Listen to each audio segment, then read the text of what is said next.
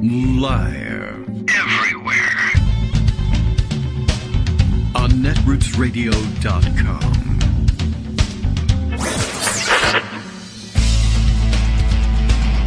David Waldman. Kagro. In the morning. Now, here's David Waldman. Hey, good morning, everybody. How you doing? It is Monday, May 2nd, 2022. 5/2/22. All right, just checking out the numbers for this morning. It's May. Happy May. May Day was yesterday. That's not really a rhyme since it's day at the end of both. But we weren't on the air, so today is our May Day, May 2nd. And I don't know what to tell you about May. There's nothing to say about May. Olay. And that's it. That's what I had this morning, pretty much. But there is, of course, celebration to be found on the NAFTA calendar. It's on the NAFTA calendar because we've got Muslims in North America, and plenty of them, and a big day. And if you poke around enough on the internet looking for something appropriate to say, you will be instructed, I believe, to wish everyone an Eid Mubarak. I don't know how the accent is on that, but it's the big day, end of Ramadan for everybody. And it's a good day, I guess, to start making lunch plans with Muslims again. I suppose everything is on the up and up now, or not quite yet. Sundown today, I think, is when the celebration truly kicks in. But at any rate, wanted to acknowledge that it's on the calendar and everything. So they're getting pretty sophisticated in the NAFTA calendar production. All right, time for us to roll out the show. Greg already busy collecting his raft of stories. And, oh yes, that's right. Mighty OCD reminds us that it is Eastern Orthodox May Day. Always have to let everyone know about that. That's true. And, yeah, we've got to it's got to get on the calendar, although that wouldn't be a NAFTA calendar so much. But we have plenty of practicing Eastern Orthodox as well. So let's see. Where are we? The Kagro in the Morning radio show is live now. That's true. Even if it's later today or even tomorrow or next week, the show is still live. Bill tells us. Want to know why? Because KGRX now lives inside your head. Oh, look at this. I have musical direction here. Cue the horror music sting, please. And there it is. I think I waited to read the morning tweet, or else I would have had to wait to play the horror music sting instead, because then it would have interrupted our beautiful music. All right, plenty to catch up with. Of course, Greg getting ready to update us on Ukraine. And, of course, I guess the news for Americans from Ukraine, or political Americans anyway, from Ukraine over the weekend was that Nancy Pelosi visited, made a unannounced, which I think is what you kind of have to do these days, or maybe it was announced. I don't know. Now that I think about it, No, okay. It was another trip that's been in it. I think hers was an unannounced trip, for safety reasons. First Lady Jill Biden, apparently on her way to neighboring countries to visit with refugee populations there. So that's the announced one. I was thinking, didn't they want to keep that one perhaps under wraps for security reasons? But she's not traveling to Ukraine. So I think the regular security that goes along with the First Lady's visit will probably be enough. Over the weekend was the White House Correspondents' dinner. It was televised and everything, and people watched it, and they commented on it, and things happened, and no major controversies coming out of it as far as I can tell. The big question mark for a while was whether or not Biden himself would attend and give his speech and be unmasked in a large room full of people who, may or may not know what the hell they're doing with their own COVID status. But I guess he was there in part to demonstrate his faith and reliance on the vaccination regime and hopefully not also the therapeutic treatments in case you do happen to come down with COVID. But that was part of it, and part of his big joke of the night was that basically, in case if you're not here attending the event because you're worried about how to take care of yourself in a time of pandemic, well, just take your advice from Fox News, because all the Fox News anchors and big names who've been running around with their hair on fire about how nothing works are all here today because they're all, of course, in compliance with the policy that was required for attendance all fully vaccinated, all fully boosted and tested. And there they are. And I thought that was one of the scores of the night. But that's because it's the only one I saw. Because nothing else made it into the Twitter video clip rounds. Although it looks like Trevor Noah from The Daily Show was hosting. And I guess he didn't hurt people deeply enough for there to be video clips. So I don't know. Maybe they did, and I just missed the things. All right. Well, at any rate, like I said, plenty going on. Here comes Greg, as a matter of fact. And we can roll straight into the Rafto stories if we need to. All right. Well, good morning, Greg. How are you? Happy May. I'm good. Yes. May 4th is coming up, and right. It is a good day. We'll be back on the air for that. It's a good month. And my favorite part of the White House Correspondents' Dinner, of course, was the Chuck Todd joke. Oh, okay. What was that? Did you miss the Chuck Todd joke? I missed all the jokes. Oh, well, Trevor Noah was Trevor Noah. He was pretty funny. Okay. And he's looking around the room and says, I see all the media people are here. I see Chuck Todd. How you doing, Chuck? I'd ask a follow-up, but I realize you don't know what they are. We'll have to leave it there. All right. Right? And then people started groaning, and Trevor Noah said, "Don't boo! It's not his fault. He's trying," highlighting the fact that he's awful. So that's one of my favorite topics about how awful he is. But what can you do? What can you do? Well, you could move him off of Meet the Press and put somebody there who knows how to ask follow-up questions. Yeah, but what could you do, really? So I have a little part about that. Adam Davidson, a writer, most recently the New Yorker, now is his own Substack, says, I'm reporting bullshit. Wow. Politicians often support things for reasons they don't want to admit, such as electoral advantage or appeasing a lobbying group. So they and their PR teams and the lobbyists come up with bullshit to explain their position. Oh, perfect. What a good It's often very easy to call BS on this BS. Oh. You can identify an abrupt change in the politician's stated preferences. You can do that with Republicans all the time. Yes. I was against Putin until I was for Putin. Right. For example. You can see through obvious logical fallacies. You can point to language borrowed from lobbyists. Yet reporters too often report the BS as if it were the earnest reason for the politician's view. And, of course, I look at this and I immediately think, oh, he must be talking about NPR. So believes. Sometimes reporters openly joke with PR people about the BS nature of the BS. It's a touch harder to report that the BS reason is BS. You have to know the topic. You have to have an editor who has your back. Mm-hmm. You have to have a bit of guts when the politician calls and complains. You have to be willing to lose access. But I can't think of a higher purpose in political reporting than calling BS on BS. Well, the highest calling in reporting, in journalism, is comfort the afflicted and afflict the comfortable. They do okay with comforting the afflicted, but they do terribly with afflicting the comfortable because the comfortable own the papers. They own the stations. Right. They soon will own Twitter, so it's tough. Anyway, Adam goes on to say, as an example, it's crystal clear that DeSantis doesn't have some long-standing, well-established concern about the interaction of gay people and children. He didn't do the things one would do if he were serious about this, so why cover it in earnest? Why cover it as anything other than political theatrics?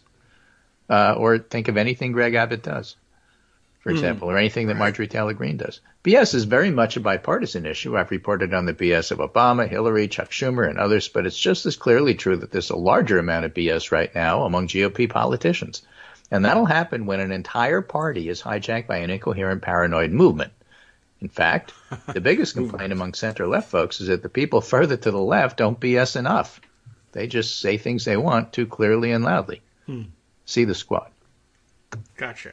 Right? They do things that absolutely make sense that are totally politically not a good idea. No. In summary, political reporters have a huge incentive to not call BS on BS. It's good for their long-term careers and their short-term needs, but the audience and democracy benefit when reporters call BS on BS. It takes bold newsroom leadership. Let's do it, he says. All right. And how can you argue with that? Let's do it. Yeah. Well, that's what Substack lets you do. When you work for yourself, you can say what you want. You don't have to worry about what your editor thinks. Right. Unless, you're one of those self-critical people. And I don't know. All right. Well, that's true. No one can fire you from. Well, I guess you could fire yourself, but I don't see why anyone would. Well, this goes along with another piece that I had over the weekend that I don't particularly at the moment have in the lineup, but I thought would be worthwhile just mentioning. And that was a piece in Politico, in the magazine they had over the weekend, called The Rise and Fall of the Star White House Reporter. Oh. For years, covering the White House was a kind of golden ticket in the media. Then came the Biden administration. And it's by Max Tanney, and if it's too long, you don't feel like reading it.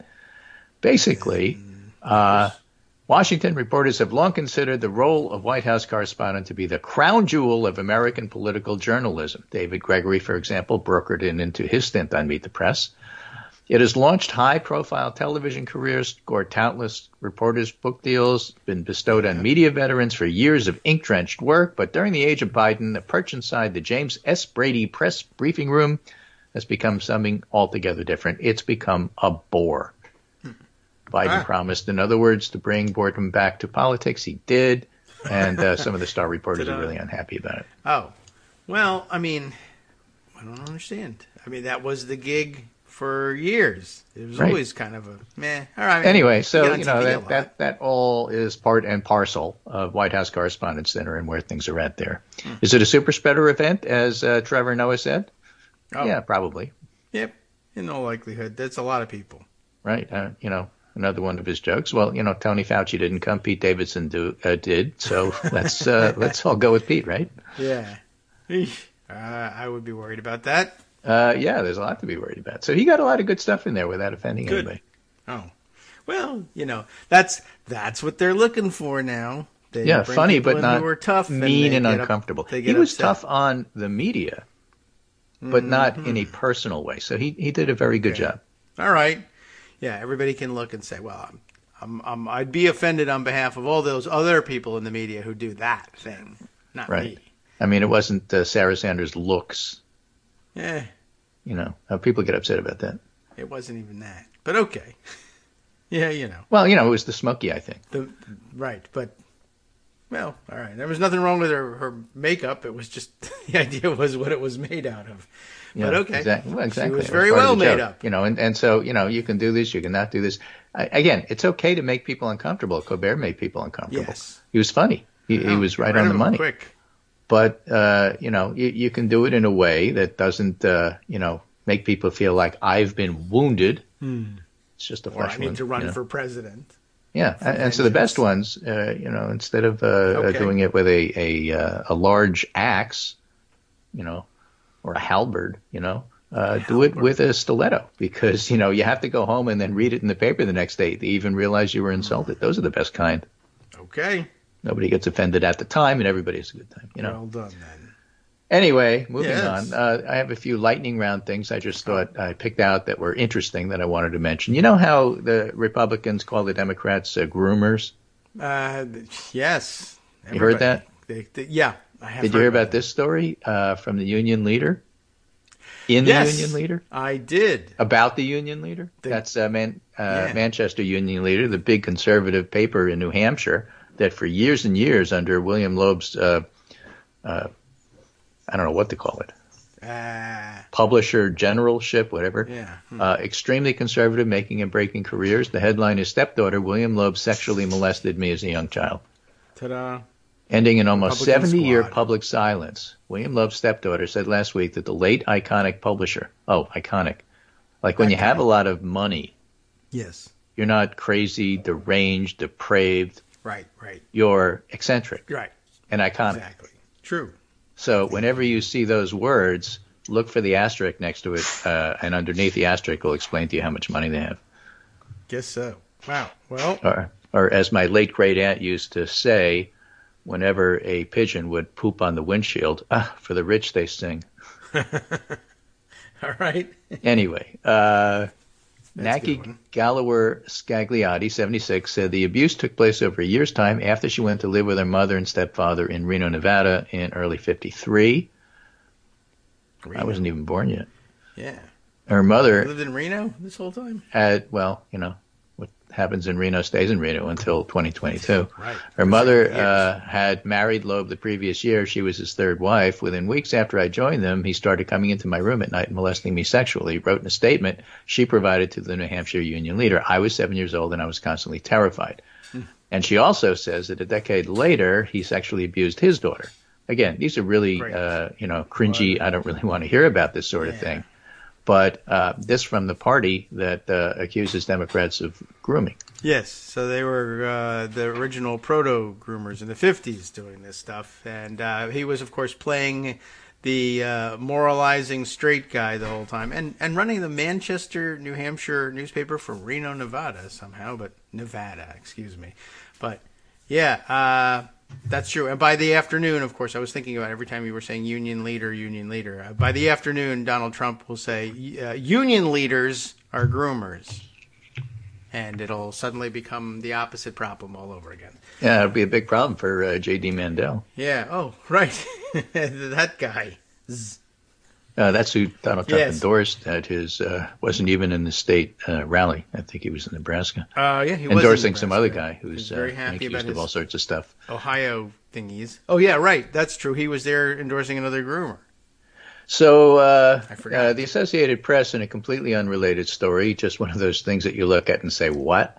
Passengers at an Israeli airport ducked for cover, ran and screamed after an American family showed up with an unexploded artillery shell they had found in the Golan Heights. The family had intended to bring it back as a souvenir. Of what? I don't know. But okay, they found it. Right? This isn't in the story, but this is Chuck Todd Night asking follow-up questions. If they had asked a follow-up question and said, why did you do that? You know what the family would have said? No. Well, I don't know. We're swing voters. Right. I don't know why we do anything. We're bringing it to a diner. I don't know. Man. Speaking of swing voters. I don't know what to tell you. First of all, I don't know. Maybe maybe it's a good thing we've gotten to a point where there's a significant population in the world that doesn't recognize that, that an artillery shell that they find half buried somewhere is dangerous because, most people probably know that. But all right, they're not experienced in life with war going on. That's good. But why did they think they could take it on a plane? And why, look, let's just say for the sake of argument it wasn't shrapnel or ordnance. Let's say it was, a common era religious text. You think you can just grab it and take it home as a souvenir? Oh, well, that's true, too. That'd be another issue. I'm sure they didn't think that they were violating any archaeological laws, probably. But still, wow, cool. What a awesome Why are bomb. things that you find in some other plane. country yours to take as a souvenir? Well, they're not. That's true. And, okay, that's true. That's another problem with that thing. There's a lot wrong with that. And... wow. Well, I don't know. We're swing voters, and we don't know why we do anything. I would love to find out more about them, but we won't because it's there's because no gas prices questions. are too high. What? Why not? All right. Anyway, lots of positive news in the latest ABC Washington Post poll. Journalist Amy Siskind says. Okay. Biden approval's up. Democratic Party ID up while GOP down. This ahead of the midterms. Okay. Who would you vote for? For the generic swung from R plus 10 to D plus 1. The article goes on to say that's mostly swing voters who are known to be volatile. Like unexploded ordnance. For example. Yeah. So it is good news. And so just a point that still major headwinds. That was the title of my pundit roundup for today. Despite the headwinds, Democrats gained some ground. Still a lot of work to do. But there's a lot that can happen between now and then. And domestically speaking, and maybe we'll get to do Ukraine after the break because there's a lot to say about that. Okay. But domestically, there's a lot going on. June, because they've postponed it a bit. Yes, several times. Hearings probably will, in fact, make a difference, especially with those volatile swing voters who remember the last thing they heard and not much else, apparently. Evidence mounts of GOP involvement in Trump election schemes. This is from the AP, big picture of Jim Jordan to highlight the article. Okay. Rioters who smashed their way into the U.S. Capitol on January 6 succeeded, at least temporarily, in delaying the certification of Joe Biden's election to the White House. Hours before, Representative Jim Jordan has been trying to achieve the same thing. Texting with Mark Meadows, a close ally and friend, at nearly midnight on January 5th, Jordan offered a legal rationale for what President Donald Trump was publicly demanding, that Pence, in his ceremonial role, somehow assert the authority to reject electors from Biden-won states. And again, as people now understand, the whole scheme here, and it was a scheme, is to substitute his own false electors from individual states in order to throw the entire process into chaos. Yes. And there were even some people, like Marjorie Taylor Greene, urging him to declare martial law, M-A-R-S-H-A-L-L. I know that guy. And to grab the machines and do all sorts of other stuff. Yes. Let me point out here, by the way, just technically speaking, what Jim Jordan was pointing out was not a legal rationale, but an illegal rationale. Just so everyone knows. The text exchange in an April 22 court filing is in a batch of startling evidence that shows the deep involvement of some House Republicans in Trump's desperate attempt to stay in power. I wonder why Kevin McCarthy wanted to cooperate with the committee and then didn't want to cooperate with the committee. What do you think? That reason. He knew he and everyone around him would be found guilty of treason. And then he said, okay, we'll do the committee, but only if Jim Jordan can be on it. Right. That way you'll never get finished, and you'll have to wait for live hearings until April, May, June. Right. It's a connection that members of the House January 6th committee are making explicit as they prepare to launch public hearings in June. The Republicans plotting with Trump and the rioters who attacked the Capitol were aligned in their goals, if not the mob's violent tactics, creating a convergence that nearly upended the nation's peaceful transfer of power. Benny Thompson said, it appears that a significant number of House members and a few senators had more than just a passing role in what went on. That's true. Members have asked 3 GOP lawmakers, Jordan of Ohio, Representative Scott Perry of Pennsylvania, who basically was right in the center of it. Yes. Scott Perry was ground zero for involvement from Republican congressmen. Yeah, he needs more attention. And House Minority Leader Kevin McCarthy to testify voluntarily. All have refused. Other lawmakers could be called in the coming days. So they haven't issued subpoenas because they don't think they'll get anywhere. And besides, that's not a precedent they want. And besides, they don't have that much time. If they're actually going to get started. Yeah. So more news on that front. This is Kyle Cheney, who does legal stuff for Politico. All right. Senior legal affairs reporter. Really? So if you're a judge having an affair, he will be on it. News, a federal judge has resoundingly rejected the RNC's lawsuit, that's Republican National Committee, against the January 6th Select Committee, which is seeking data about whether the party's messaging fundraising efforts after the 2020 election helped stoke the violence. It did. I'll give you that evidence. They want to know where the money came from. They want to know talking points that were sent around. Judge Tim Kelly, who's a Trump appointee, ruled that the committee's effort to obtain the RNC's info was reasonable and narrowly tailored. That's a legal term. Right. In light of evidence that the party stoked claims about a stolen election and joined the Trump campaign to spread the message to supporters. Important. Kelly also swept aside a series of legal arguments against the January 6th committee. He ruled, 1, the panel is properly constituted even without 13 full members. 2, and that's a process thing I have to ask you about. Why is that important? Liz Cheney can be considered the ranking member. It's another one I don't fully understand, another process question. Can or and the can't? RNC subpoena has a valid legislative purpose. That one I get, but what's the other 2? What was the second one? Is it she can Liz or can't? Cheney can be considered the ranking member, and the panel is properly constituted even without full 13 members. Yes, okay, right. So I guess the resolution creating the committee called for, I guess it originally contemplated full participation by the Republicans, as odd as that is, and allotted them seats and called for, at any rate, the Republicans would have otherwise been able to name their own. They would make their own had selection. 3, I thought.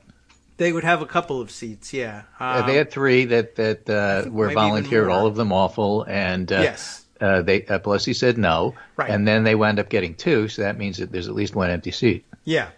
So there, I think the contest over whether or not it's legally constituted was I guess the resolution creating it called for representation by up to, I guess, 3 Republicans, and only 2 have showed up, and so therefore something.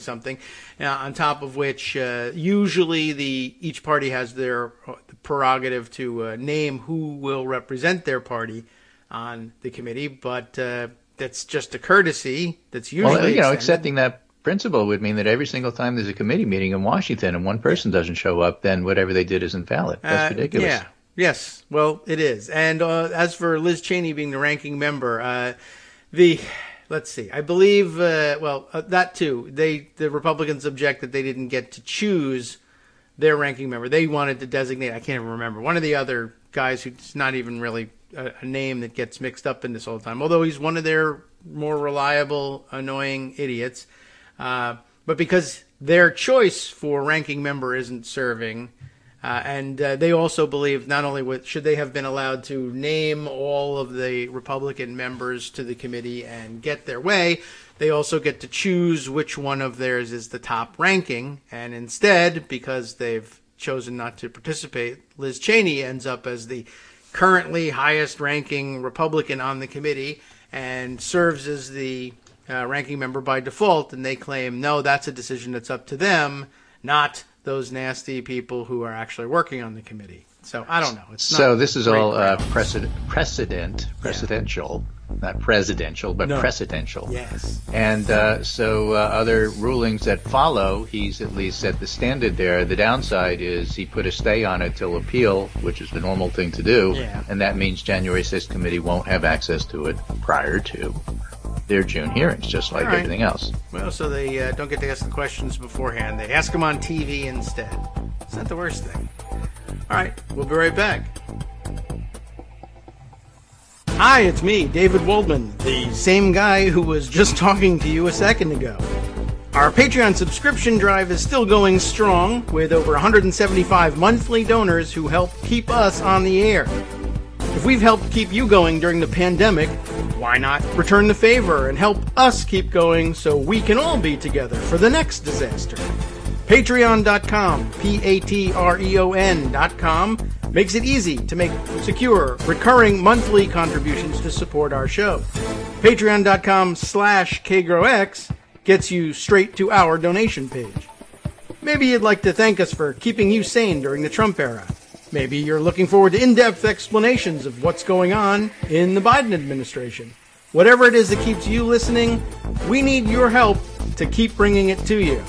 And hey, if you happen to prefer using PayPal or even the Square Cash app, we're up and running with those options too.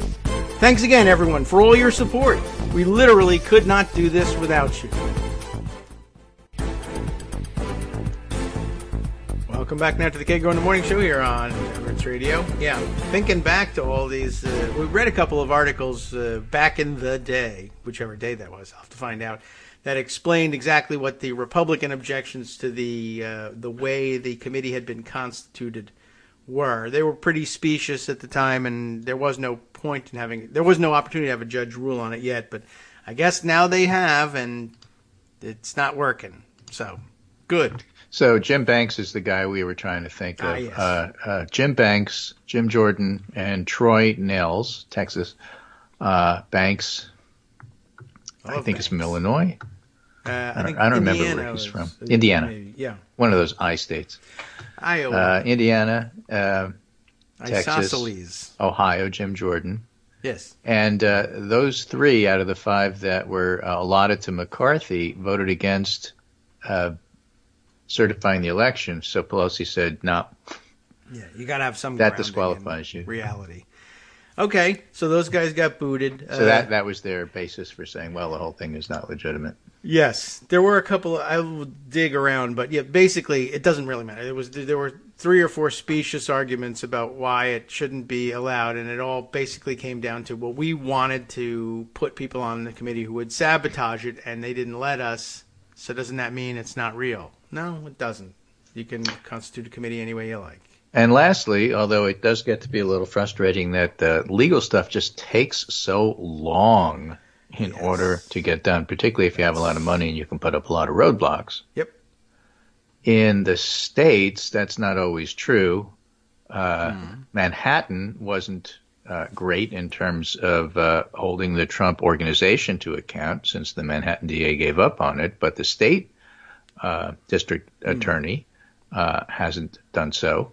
Okay. So that's still ongoing. But more importantly, in Georgia, and this is a piece by Norm Eisen and Donald Ayer, who was a deputy attorney general in the George H.W. Bush administration. Norm Eisen was special counsel to House Judiciary during the first Trump impeachment. And they point out that Georgia's moving along. They have a special grand jury empowered. And again, things may take longer, but they're moving along and they're not stopping. And they, of course, have the tapes, now infamous tapes, of Trump threatening Raffensperger. Lordy. First of all, asking to find just enough votes for him to win, and then saying bad things will happen if you don't. Unspecified, like mob bosses do. But that's moving along. And so that's important. So that's the domestic side of things. We'll take a look at what's gone on in Ukraine. For those of you who don't follow Tim Mack, he's an NPR reporter, investigative correspondent. He's in Ukraine. Every morning he has a thread about what's going on and generally starts out by saying, Kyiv remains in Ukrainian hands. That's usually the first thing he says. Good morning to readers. Hello from Ukraine. Kyiv remains in Ukrainian hands. Gives you an update about what's going on and then talks about the dogs and cats of Ukraine that he comes across. Oh. So it's a wonderful thread. Something for everybody. But first the news, he says, British intel claims that Russia's used about 65% of ground forces in Ukraine, and more than a quarter of them are now combat ineffective. Not news for those listeners who've been listening to the show, because we've been citing the non-big paper sources, Phillips O'Brien, Mark Hertling, and others, who are explaining to us the ins and outs of military for those of us who haven't served. That, for example, if 10% of your unit is out of commission, your unit becomes combat ineffective because like only 15% of the thing that's called an army actually shoots people. Right. The other 85% is proper support. Circumstances. Right? Yeah. Logistics. You got to feed them. You got to move them. And, one of the huge things, by the way, before we get back to Tim, is something Phillips O'Brien pointed out, which I have in the Pundit Roundup. And that is that, as another poster said, what America's doing now in terms of sending weapons to Ukraine is a masterpiece of logistics in all regards, starting from bureaucratic hurdles. And O'Brien says actually sums up one of the great traps of military analysis. The U.S. is different in military logistics because it's invested so heavily. This covers worldwide lift. No other power can compete.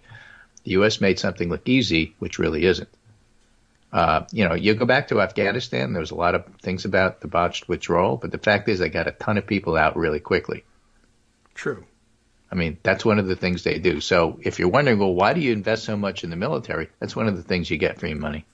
Guess that's true. Like, for all the critics, I mean, we're used to the United States performing at a high level, and so any hours delay in getting somebody out of Afghanistan it's a nightmare for the people who are there. You feel it for them, and you want them out as quickly as possible. But imagine Russians doing this, and the tires on the planes exploding while they're rolling down the runway, and no one gets out. Yeah, so that sort of thing. So anyway, back to Tim Mack.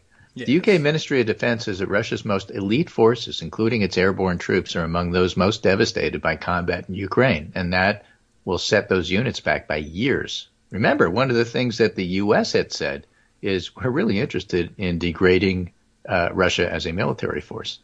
Well, the Ukrainians are doing exactly that. Well, congratulations to them. We don't have to. The UK Ministry of Defense says, at the start of the conflict, Russia committed over 120 battalion tactical groups, BTGs, approximately 65% of its entire ground combat strength. It's likely that more than a quarter of these units have now been rendered combat ineffective. Some of the Russia's most elite units, like the airborne forces, have suffered the highest levels of attrition, probably take years for Russia to reconstitute those forces. That's a military analysis. Meanwhile, about 100 civilians were able to evacuate Mariupol. Attempts for a limited ceasefire had failed, but the UN brokered something which was pretty good. Elsewhere in southern Ukraine, the UA military, Ukrainian army military, is saying that they're sometimes called UF, Ukrainian forces, is saying that they sunk 2 smaller Raptor-class naval vessels in the Black Sea using drones. These are little troop transports. They carry 20, 25 people, which is to say troops, and they have video of them being sunk by the Ukrainians. Well, so for a country that doesn't have a functional navy, they're doing a pretty good job taking out the other navy. Yeah, drone-wise, I guess so. Well, the navy has to in order to fight a country that doesn't have a navy, you got to come ashore or close to it, which is where you get hit. Right. So in addition to that, Mark Hertling, General Hertling, who's a leadership expert, has a very interesting discussion of General Gerasimov, who you may have heard of over the weekend. Gerasimov. He's essentially inventor. Yeah. Their Mark Milley, Chief of Staff. Oh. Right, top general. Okay. When they say top general, he's a top general. He's really good at what he. No, he's the ranking top general. I see. Right. Okay, so not independently verified, says Michael Weiss, but Ukrainian military intelligence tells me General Valery Gerasimov, Russia's chief of the general staff, was lightly injured in an artillery strike in Izium. Well. And he was evacuated to Russia. Another general and dozens of high staff officers were killed. And Mark Hertling says, if these reports are true, it's a big deal. But even for more reasons than this being yet another general being killed or wounded on the front lines. Right? You need a scorecard now to know how many generals are out. Yeah. Again, remember, Hertling is a leadership expert. Okay. This general was appointed chief of the general staff of the Russian armed forces and first deputy defense minister by Putin on 9 November 2012. He's been the counterpart of our chairman of the joint staff for 10 years. Number one guy in Russia's military. All right. Like the guy who has the red phone on their side. Yeah. The Joint Chiefs. Yeah. Okay. Right. Since 2012, he's engaged with our Joint Chiefs. Hey, congratulations. Dempsey, Dunford, and for the last 4 years, General Milley. He's linked with Russia's Gerasimov doctrine. He was likely the brainchild of the original operation against Ukraine, and he was Putin's main man. Now, a few weeks ago, Putin named Alexander Vladimirovich Dvornikov, the butcher, the new commander of the Ukrainian Theater of Operations, and he called Gerasimov back to Moscow. Now, it was a good call having a theater commander, but last week, all of a sudden, Gerasimov's in Izium.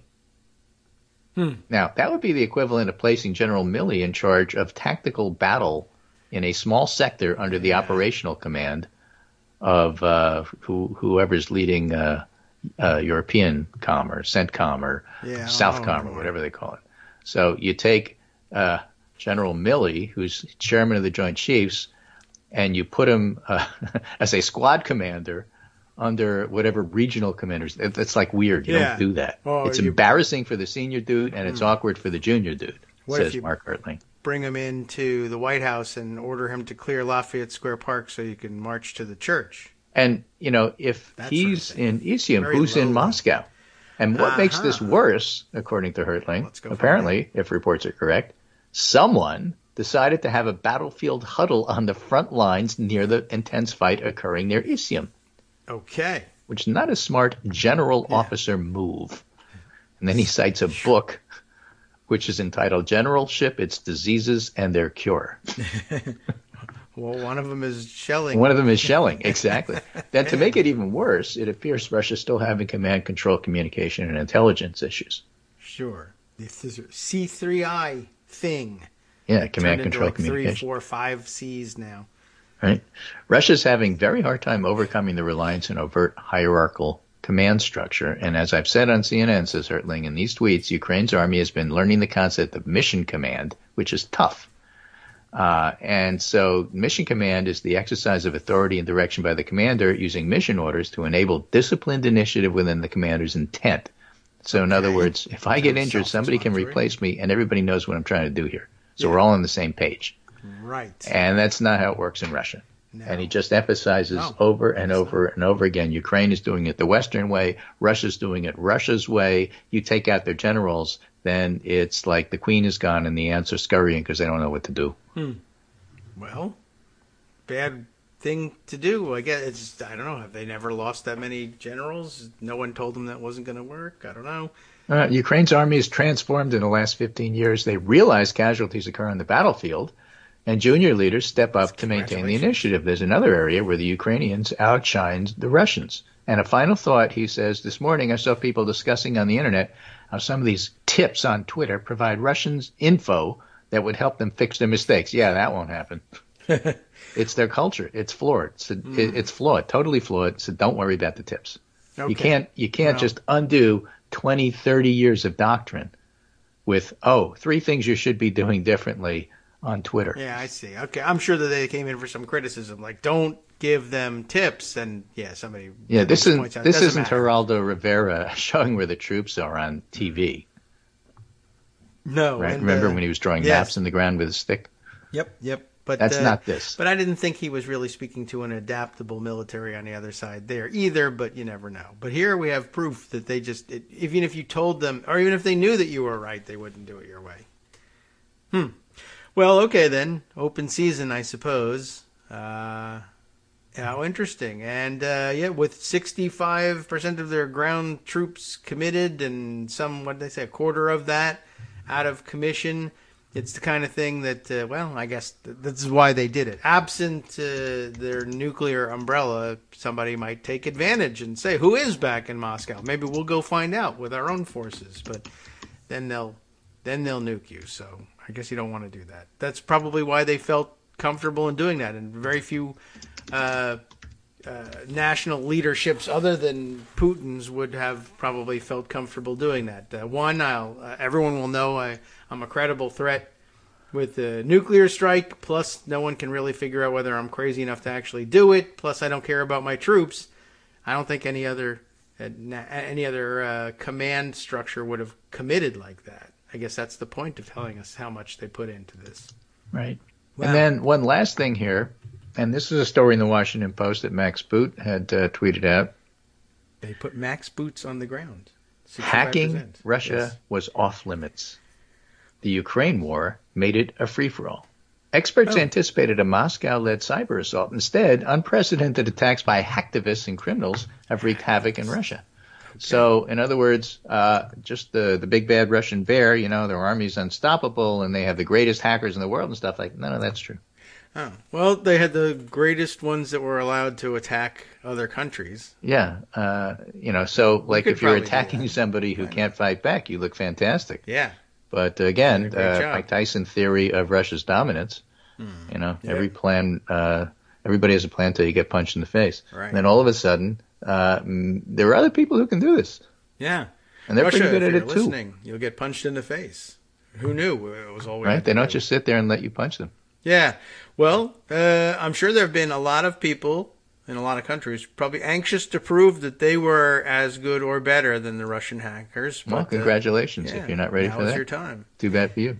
Yeah, okay. Well, and of course we didn't want to start any international incidents, and now we do, or don't care if we do. And hacking seems like fun. I figured we would have to have decent hackers who were just not busy and waiting for something fun to do. And it's always fun if you can turn your borderline criminality into national service. It's very exciting. Right. Let's see. What else could we talk about here? Student loans. There's movement on student loans. Yes, right. We haven't gotten to that. And we've been lucky in that it hasn't settled while we were waiting. Right. So, okay. So two things to say about student loans. I had these buried in the pundit roundup. Dig them up. Joe Sandberg points out, trust me when I say if student loan cancellation really was a benefit to the wealthiest Americans, it would have been done already. Yes, I saw that tweet. It was a couple of days ago. It was great. And it was absolutely true. Observation. Why are you just trying to help the wealthy? Dude. Yeah. If it was going to help the wealthy, believe me, it'd be done like 10 years ago. You think we would have trouble doing that? Yeah, exactly. That's a great point. But Will Bunch has a whole column about it. The real reason to wipe out college debt in America and start over, we need to right a horrible wrong. And people don't always understand this when they talk about student debt. They talk about, why is it fair? Young people who were sold a bill of goods about their loans and the value of their degrees is basically predatory lending. bunch. Yes, in a way. Tries to make this case. And wiping out the debt's only the start.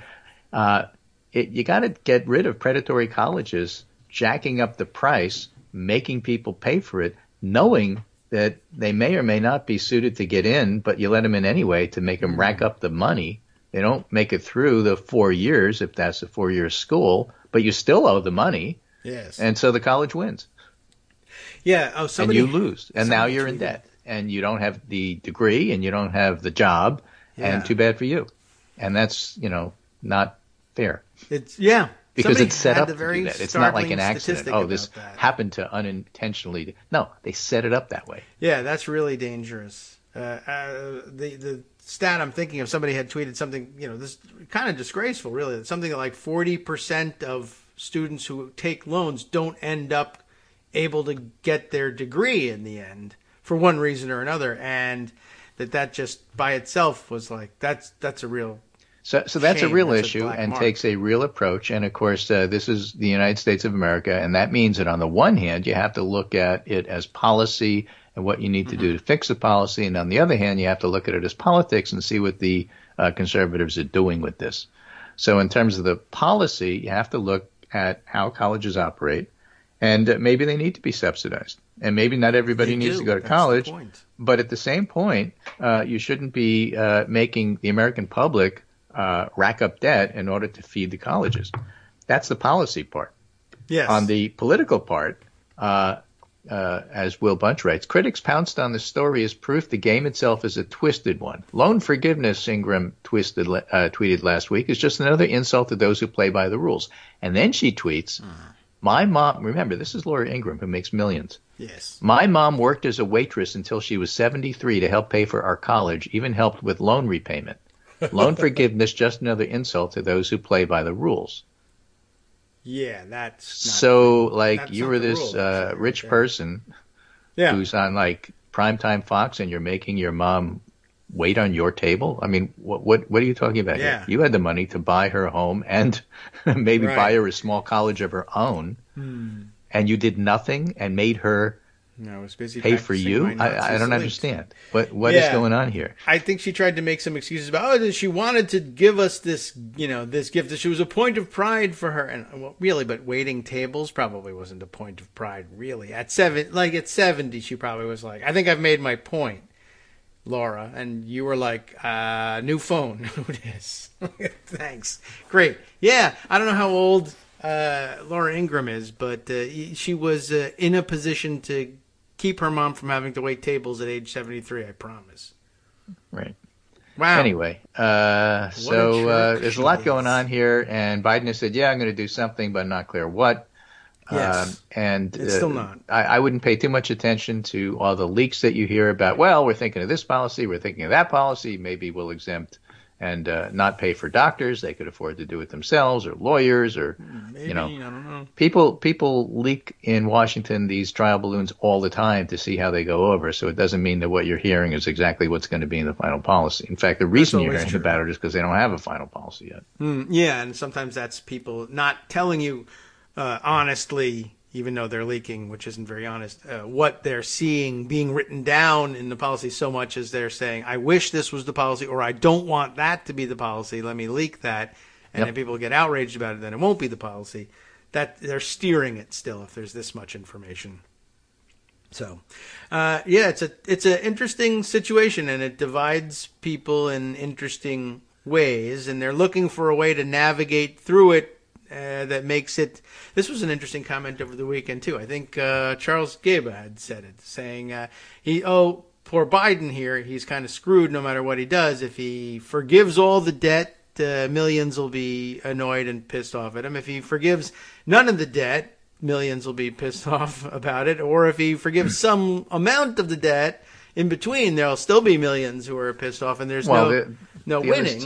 But the other side of that coin is so Biden has a choice, right? He could piss off millions of his voters, or he could piss off people who would never vote for him in a million years. Well, there's that too. Although, I guess the difficulty is that there are some people who did vote for him who actually buy into this, hey, I paid my loans thing, which, that deserves some discussion. That's why it's so important to frame it as an issue of predatory lending, not a matter of fairness to those people who play by the rules. It's a difficult thing to get them around to, but it's not impossible, and it's not difficult to understand. In order to do it, you have to try. Yes, you do have to try. You can't do it if you don't even try. I just thought I was struck by the fact that he was worried that no matter what he does, he pisses somebody off. And I said, here's your difference between Republicans, I guess, and pundits and Democrats.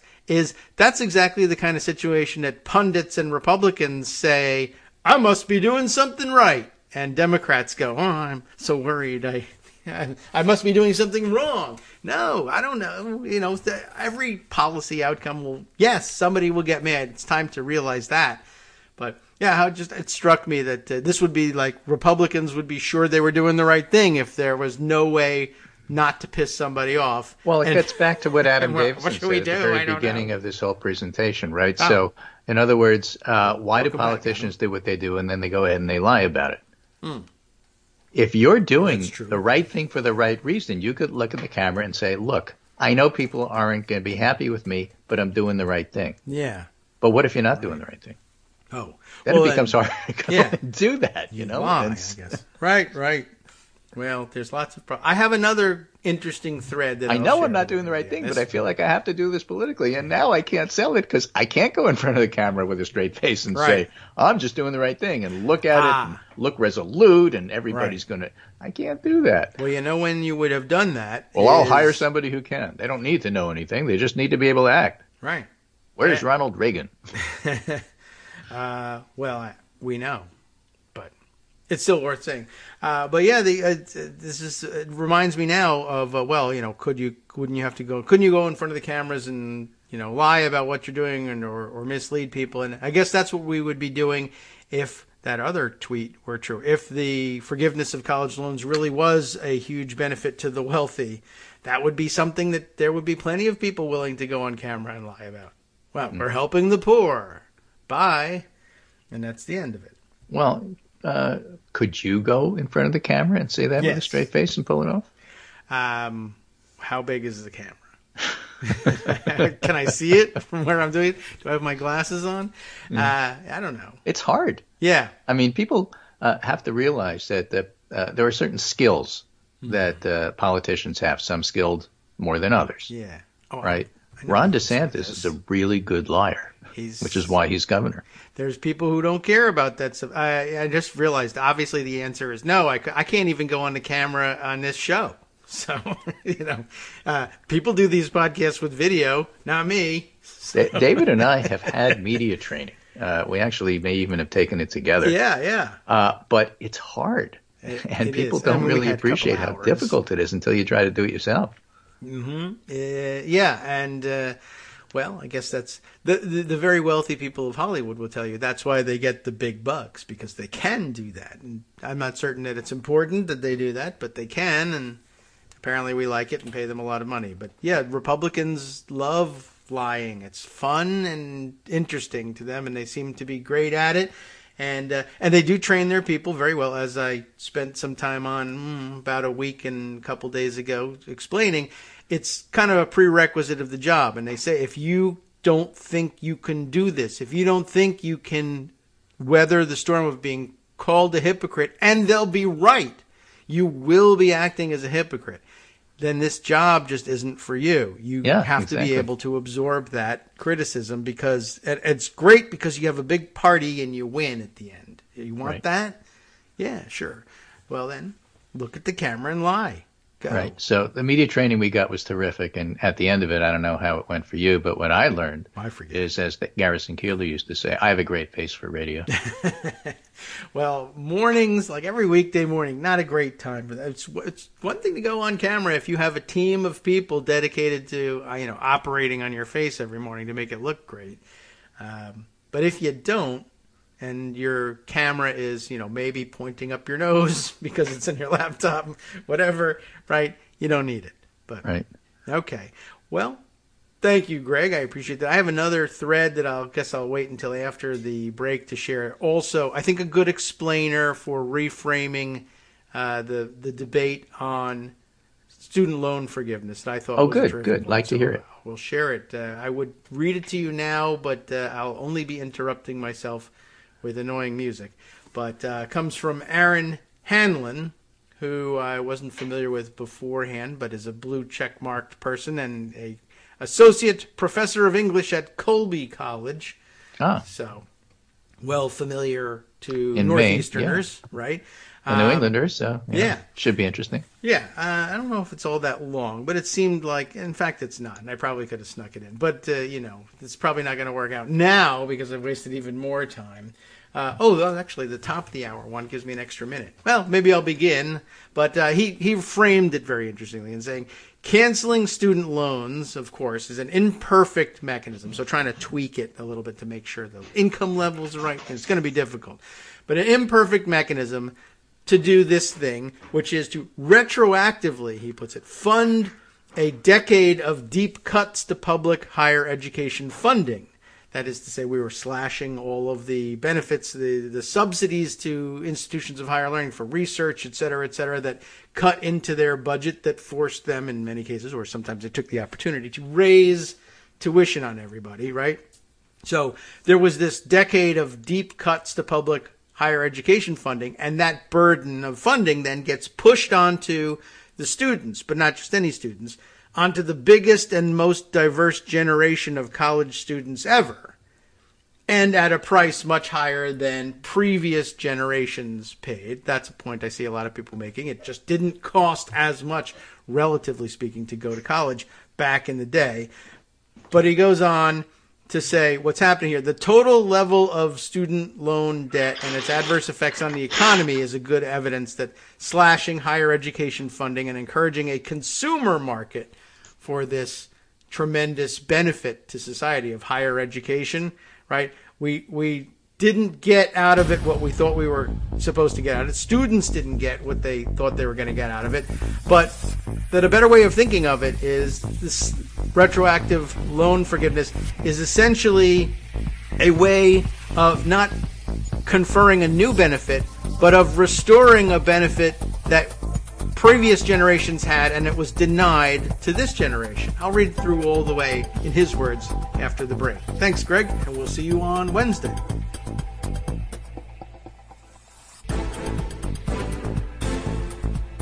All right, welcome back now to the Kagro in the Morning Show here on Netroots Radio. All right, I made the worst possible choice by trying to paraphrase and comment on a well-written, it's a professor of English, for God's sake, and I'm editing this guy. But I'm going to give it to you in his words because I think he does a pretty good job explaining it. Although, yeah, it is Twitter. There are things I would tweak, probably things he would tweak if he could have that back. But again, Aaron Hanlon, whose tweets as, unsurprisingly, the surprise part is the middle initial. Aaron R. Hanlon. You got to have his middle initial in order to find him. That means there's an imposter Aaron Hanlon out there somewhere that beat Professor Hanlon to the punch of signing up for Twitter. But I'm sure he'll be the first to sign up for, what's the other one, the alternative that we all have to run to when Elon Musk takes over? Dang, I can't remember already. Something social. Well, I've lost track of it already, which means... No, that's Truth Social is Trump's thing. We don't want anything to do with that. No, I want to run away from that. I want to run that through a sawmill. But it was, it starts with a C, something social. And now I'll never, not super effective at branding, I guess, or I would have remembered, right? Like if they had made it something horrific sounding, it would have, how could they possibly name that? But you'll never forget it. Not common, not, all right, well, I'll come up with, someone will remind me, perhaps, and tweet it to me or something else, and we'll be able to remember later. But it doesn't matter, I haven't gone there, and I think I signed up. And it wouldn't let me on because everyone was crashing their servers. And now that's how successful that was. We crashed their servers on day one. Then we said, all right, I'll give them time to fix it, and I'll go back later. And then we forgot the URL. So, not great. Anyway, Aaron Hanlon, Aaron R. Hanlon has this to say. Canceling student loans is an imperfect mechanism to retroactively fund a decade of deep cuts to public higher education funding. the burden of which was pushed onto the biggest and most diverse generation of college students ever at a price much higher than previous generations paid. I'll reserve comments until the end. I really don't care, he then says, about your degree from the 1980s before Reaganism cut higher education spending by $1 billion, talking to the people who said, I paid my way through, or I worked my way through college, or whatever, I paid my loans. The total level of student loan debt and its adverse effect on the economy is good evidence that slashing higher education funding and encouraging a consumer market for the vastly economically beneficial public good that is a college education was bad policy. Some work on the English here, Mr. Professor, but okay. So, with student loan forgiveness, we're not talking about a new benefit that others who came before didn't get. We're talking about restoring a benefit to generations who were denied the benefit of public higher education funding that prior generations already got. And then there's some addendum here. Let's see. In case it's not clear enough, this is part of a case for student loan debt cancellation. I think we all knew that, but I guess some people needed to be reminded. Imperfections are just that, not deal breakers. And a further addendum to streamline response to false claims that student debt cancellation is regressive policy that only benefits the white, rich, privately educated, high income, etc., etc. No, that's wrong, and he includes a link to a Brookings report, or at least a blog post about the report here. Brookings.edu brings us here to, what's the report title? Because it's cut off in the thing. Student loans, the racial wealth divide, and why we need full student debt cancellation. How lengthy is that? A lengthy enough thing that we probably won't read it on the air, but it's full of charts and all sorts of wonky language that I think Aaron Hanlon sums up nicely here. Then, of course, let's see, in the rebuttals, he chimes in and out, but I think that was basically it in terms of his thread. The commentary I'd add to that, right? One great point about the biggest and most diverse generation of college students ever, which basically is another way of saying, between that and his comment, I don't care about your degree from the 1980s, before Reaganism cut higher education spending, and the whole idea of it being restoring an old benefit. I mean, the numbers should tell the story. And it should even answer people who say, well, it's not fair. I paid off my student loans. Like, you might say to them, well, all right. I mean, that's a good thing to do. It was certainly healthy and gave you a decent appreciation for the value of money and education, etc. But, maybe you just put it to them in dollar terms. Well, okay, so how much did you pay off for your student loans? And, of course, it's usually much more than you actually borrowed because of the interest factor. But, some people will tell you, yeah, I ended up paying $60,000, $70,000 in loans, or maybe even more, $100,000 in loans. Okay, so what if I told you that these kids will also pay off $100,000 in loans, or $100,000 and then adjusted for inflation will pay $120,000 of their loans off? Would that satisfy you? Does it help to tell you that these guys actually have $250,000 worth of loans? What is it exactly about the fairness of all this thing that makes you say, that's not fair. I paid $100,000 in loans. They should have to pay $250,000. I mean, I got a complete education and they got their complete education, and so therefore they should pay for the whole thing. I understand maybe where that comes from. Or, of course, there's the complaint. Well, there's the ones who signed on the dotted line, and I don't want to reward their bad decision. But their bad decision was also influenced by decades of public policy slashing federal and state support for higher education, and yours wasn't. And that's the result. And I think, if you could some people will respond to the numbers, and you could probably put the books together and say, well, look, while you were going to college, your university got X millions of dollars from state and federal governments that helped them operate, that didn't have to come out of your pocket or be borrowed from the bank and then later be paid out of your pocket. And these students don't have that. They had to borrow personally to cover the money that the state and federal governments used to provide, and which they since ran away from. They ran away from that obligation and they pushed it onto students, which is probably a bad idea to begin with. On top of which, as he points out right at the beginning of the thread, they pushed it onto the biggest, and maybe that's a good thing, you can spread out the damage a little bit, but the biggest and most diverse generation of college students. Oh, that's actually an extra point. Most diverse generation. So that, in other words, back in the day when the state and federal government paid what I guess we would now call their fair share, for the sake of argument, you might argue about that, but like I said, it was for the sake of argument. But when the federal and state government were paying a larger share of the bill, and students, just whoever they happened to be, those students back in the day had to borrow considerably less, and they didn't have to pay back nearly as much, and it was not nearly as onerous. It just so happens that the people who happened to constitute that class of students at the time were well-to-do, if not wealthy, white students, for the most part.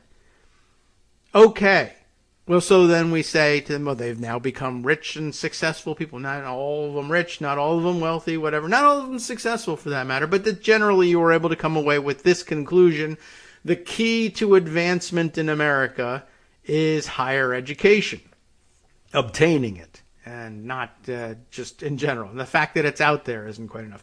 So obtaining a higher education is a key factor in success, and it's drilled into everybody's head.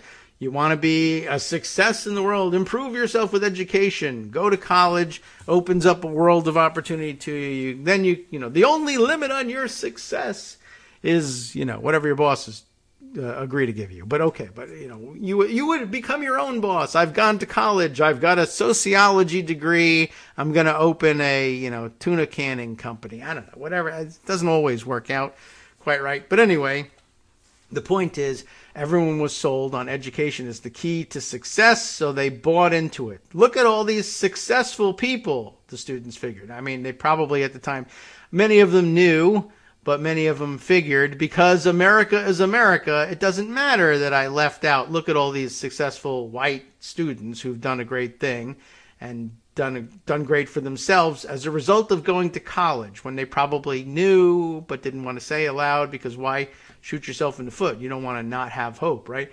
Well, did they do a great thing? Did college improve them? Or were they just, waiting to be, they were gems waiting to be polished, white gems. Every one of them, managed to succeed. Well, okay, I'll succeed too, because I've been taught to believe that in America, we can eventually get to a place where we ignore race, maybe, or at least there's a pretty good shot at minimizing the damage that racism does. I don't know whether we're really going to do any better at that. Seem to be taking some giant leaps backward, but that was the idea. Sign on the dotted line. Yes, you're going to have to work hard. But a lot of students, minority students in particular, were prepared for that in that they said, well, look, even if the money works out equally as between you and white students, well, you've all known for quite a while, yeah, you're going to have to work twice as hard and perform twice as well just to be considered half as good as some of the white students who are going through this place. That was baked in. But then they doubled and tripled the price on top of it. So finally, when the situation gets around to a place where large numbers of minority students are going to be able to have access to college, it's at that point that all of a sudden, by strange coincidence, the price of this thing triples, quadruples. And the burden of it falls on the student rather than the wider taxpayer base. What a coincidence that all of a sudden, when now everybody has been told that the key to success is just better yourself because we're post-racial now. Oh, by the way, the cost of bettering yourself is going to be 4 times for you what it was for the white kids back then. Now it's going to be the same 4 times for the current white kids too, but of course they have the success of previous generations that got away with a much lower cost education to pay for them. You see what's going on. And so it would be easy to try and claim that it was actually, perhaps racially driven and all that. But we don't even need to go there. You don't have to.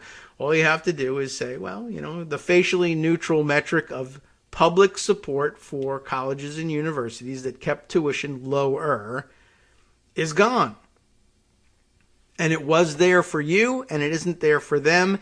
And the benefit that you silently received in the form of lower tuition that you still had to borrow for, but lower, less money had to be borrowed, and less damage done by the interest rates as a result, is now gone. And if you just show the books, X number of millions of dollars combined as between state government, federal government, and student tuition. Show me the pot of money that was funding education, adjusted for inflation, et cetera, and then show me the same pot of funding, what it costs to run a place like that now, and show me the pie chart of how much of it comes out of state and federal governments and how much of it comes out of student pockets. And tell me if the chunk of the pie now is larger than it used to be. And if the responsibility, the student responsibility for funding education, if that piece of the pie is considerably bigger than it used to be for the people who complain that it's unfair, then you have your answer. It is not unfair. This piece of the pie should be the same size as your piece of the pie. In this case, getting a bigger piece of the pie is a bad thing. If you want to reverse it so that it makes more sense and larger pie, it doesn't have to be reinterpreted as a small thing. If you want to think of it as pie, then I guess do it in reverse. How much money is left in your pocket, or how much of it should have been paid by somebody else but wasn't. What's missing? The subsidy, I guess. I don't know. That makes it a larger thing too. I don't know. Well, you need mathematicians to figure this out. But you get the idea. Is that the hit to your pocket is considerably bigger now, and it will make it more difficult, I think, for people who want to stick to their guns about loan forgiveness to stand there and say, yes, it's a matter of fairness, by which I mean it's unfair for us to be less fair to me and not hurt current students more. I don't understand why that's not fair. You just have to look at the like I said, the slice of the pie in the pie chart and just say, this equals that. Well, it doesn't. You can see that this slice of this pie for current students is twice as big as it used to be. And if you're going to argue basic fairness and then stand there and say the demonstration of that fairness is the obvious difference in the size of this part of the pie as between then and now, then I think you'll probably end up losing that argument. But you might have to work with an English professor to get the phrasing right. Not this one necessarily. The idea from Aaron Hanlon, I think, is perfect. And he was just winging it on Twitter, so I don't hold it against him. I'm sure that as an English professor, and he probably is working on writing an article about it, because it's a great way of putting it, and it was well done, and in article form it will be that much sharper. There are probably a couple of other things I meant to comment on along the way, but I think we'll try and jump out. We probably actually hit quite a few of them just by going with the flow of the argument. So well done there. In another tweet thread that I wanted to share with you that had, I don't recall that it actually had anything to do with this, but I'm reminded of it because A, I saw it on the same day as I saw Aaron Hanlon's tweet thread, and B, we just read Will Bunch's tweet thread, and I now have a Will Stansel tweet thread to share with you, and I'm not exactly sure what in particular prompted him to launch this one. And it starts out with language that it hints to me that he was responding to something in particular, but and I don't think it was, I mean, it wasn't student loans, but it was just I'm sure racial issues, perhaps complaints about critical race theory, etc., that must have prompted this. But it starts out here without defining exactly what he's referring to, but I think we can all figure it out from context. Fine, he says. Here's what I think is going on. Well, okay, that's the part that tells me, all right, well, who are you talking to and why are you putting it that way? It doesn't matter, because what he launches into afterwards stands on its own. White men. Hi, how are you? White men have long been a minority in U.S. society. I know that's, what does he mean? Okay, what if you're literally simply talking about white men? Well, okay, like half of the people under white would, of course, be other than men. And he does actually have to put it that way. I'm going to be sensitive to these things. And he says non-males, right? White men have long been a minority in U.S. society. There are currently 29%, I guess, of United States population are white men. And that, okay, now I see what you mean. Okay, overall, not including the women and other non-males, however you might express that. But until very recently, despite always being a minority, right? Until very recently, they controlled all of the ladders of ascent into cultural, political, media, or economic relevance. And here, I guess you could make a linkage with student issues and student loans, right? One of the chief ladders of ascent into cultural, political, media, or economic relevance was formal higher education. So, anyway, as he says, white men have long been a minority in U.S. society, but until very recently, they controlled all the ladders of ascent into cultural, political, media, or economic relevance.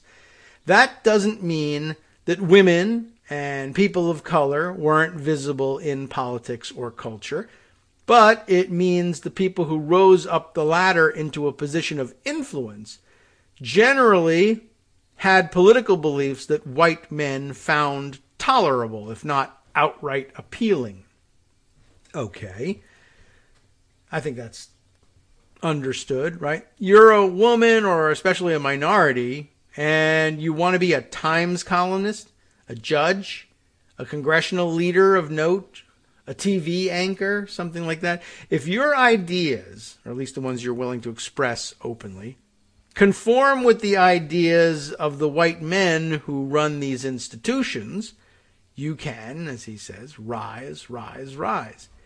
If they don't, you likely won't, right? If it's hard to swim against the tide for anyone, but if in particular your ideas are not comfortably acceptable by whoever it is that runs the institutions that you want to use to rise in prominence, you're going to have trouble. Now, as it happens, all of those are white men, but okay. If they were not, then you would have to conform to a different set of values. But the point is that historically, and still to this day, we're mostly talking about white men that run or most heavily influence all of, as he says, what does he call them? The I don't know, maybe, but he should call them if he doesn't, the channels. What did he say? The ladders of ascent into cultural, political, media, or economic relevance, or any other kind of relevance for that matter. Now, it's important to switch perspectives and imagine what this system looked like to white men themselves. And the answer to that is consensus. But this is an important point. What he's asking you to do here is an interesting exercise. So let's say you are non-male or non-white, and it would be easy then to say, as usual, and you wouldn't be wrong, to blame things or to say, well, it's been unfair all this time, and we don't like things or people who are unfair, and so we're going to be upset with them or discount them in some way or do what looks or feels or might actually be like an attack on the white males who control these ladders of ascent into various areas of cultural relevance.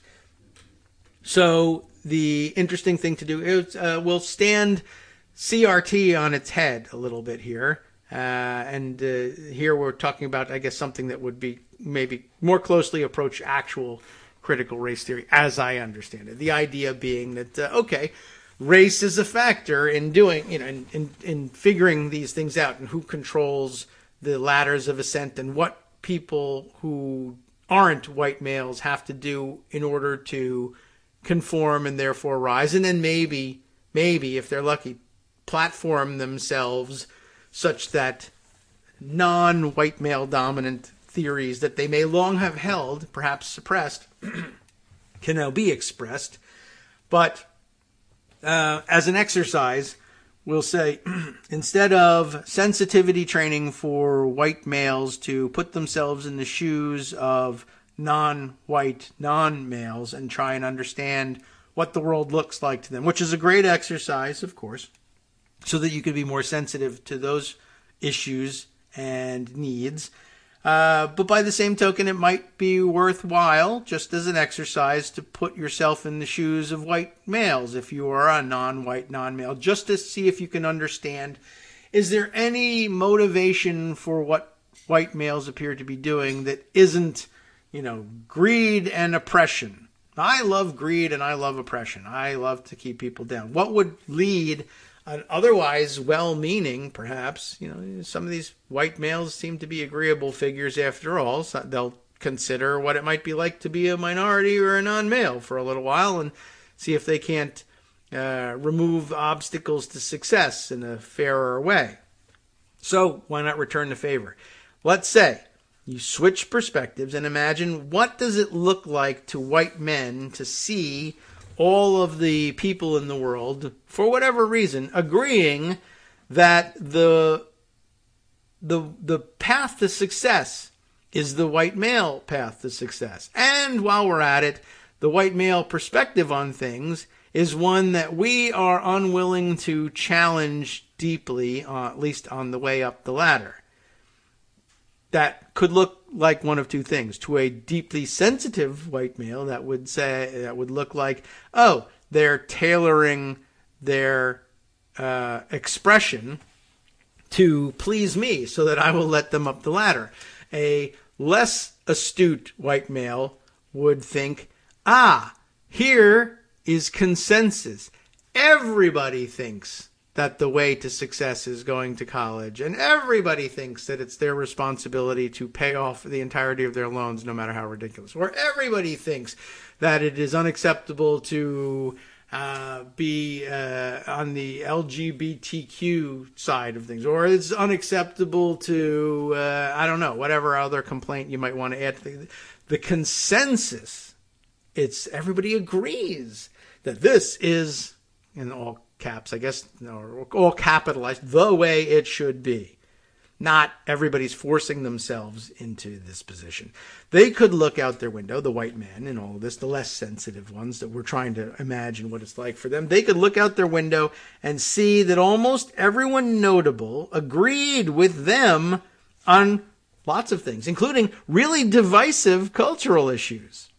Occasionally, Will continues, someone would break into the cozy unanimity with ideas that ran against the consensus, like Jesse Jackson running for president, is the example he gives. But even when this happened, all of the major cultural and political power centers would reiterate that this, his running for president, his very declaration, was radical fringe politics by definition, and they would go on saying so. Today, this system remains in place, mostly, actually, but despite all the complaints that, white men are the most targeted in the world.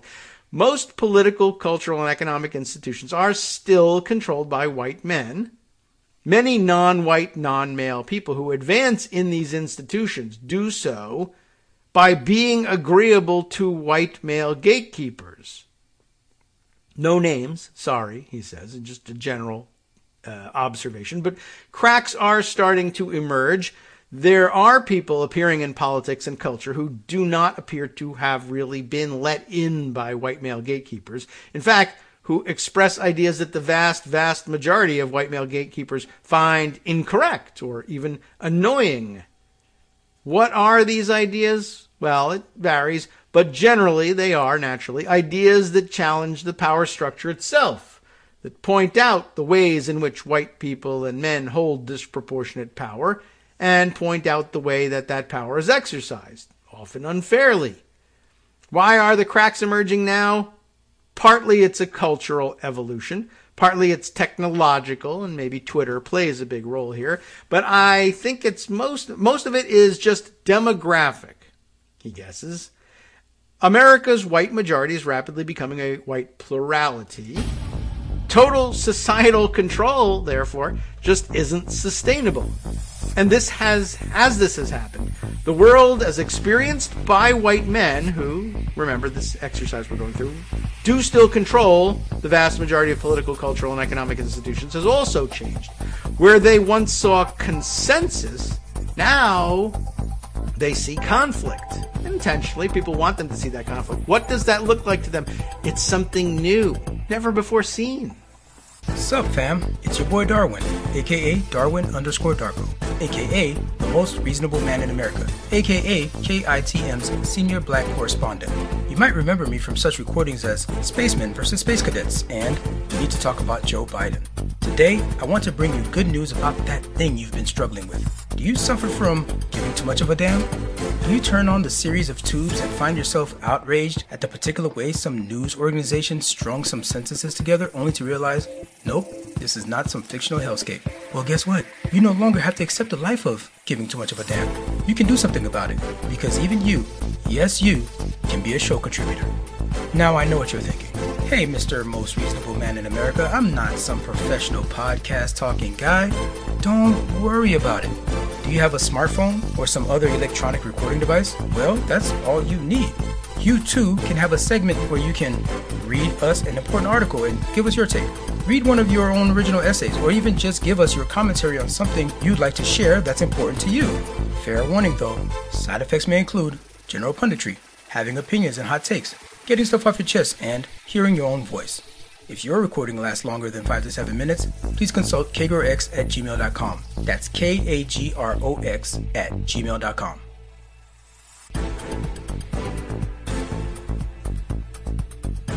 Welcome back down to the Kagro in the Morning Show here on Edwards Radio. I'm still in the middle of Will Stansel's tweet thread. There's a lot to talk about here, but when we left off, we were doing a CRT exercise in which all of the non-white, non-males were trying to put themselves in the shoes, and they're very fancy and comfortable looking shoes, of white males who control all the channels by which most people might rise to cultural prominence or success, however you might define it, and reminding everybody that what's going on here is that white males, one way of considering things is that white males might be viewing what's going on not as as forced participation in a game, that we're not talking about people striking poses of agreement with the white male power structure just in order to get past white gatekeepers, but really they're just expressing their actual convictions that, we've considered all the alternatives, and as it turns out, for whatever reason, we are now interested in expressing, as non-white, non-males, that white males have been right all along. What a surprise. And could I now, get a job and try and rise to influence and power of my own at this point, fully aware that I only get to maintain it so long as I continue to pretend to espouse exactly your views, or at least things within tolerance of your views. And that to the white males of the time, or ever really, that looks like consensus, unless you're looking more deeply under the surface and figuring out. I mean, it's not hard to figure out, but it's also, what's the point? I made it through college. I wrote my papers. I'm done considering philosophical points. Now I just want to live my life and have enough money to do the things I want to do and have people there to make sandwiches for me, even if they're all just mysteriously different looking from me. I'm very diverse. I depend on a diverse number of people to make sandwiches for me. Why is that? They just like sandwich making, I guess. That's what they say, so that must be the truth. I guess that's really where it is. And in discussing this, I was reading through this at home, and I don't think Will actually makes the point this way, but or does he?